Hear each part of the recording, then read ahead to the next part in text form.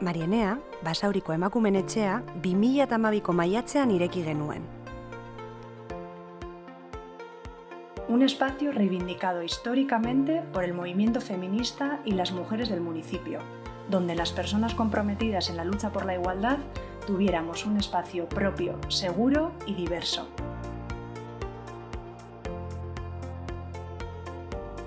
Baina Marienea, espazio bat edo eraikin bat baino askoz gehiago ere bada.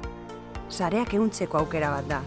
Individualki eta kolektiboki ahalduntzea eta kontzientzia hartzea bultzatzeko. Eta emakumeen parte hartze sozial eta politikoa sustatzeko helburua du.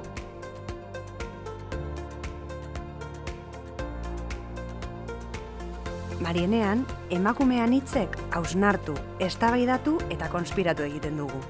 Sortu, elkarbanatu eta elkarrekin egiten dugu bidea. Venimos porque es un espacio propio. Eta feminista. Denontzako etxea delako. Para aprender juntas y de otras. Patriarkatuaren kontra, konspiratzeko. Para tejer redes. Eta hausnartzeko, eztabaidatzeko. Antolatzeko. Pasatoz?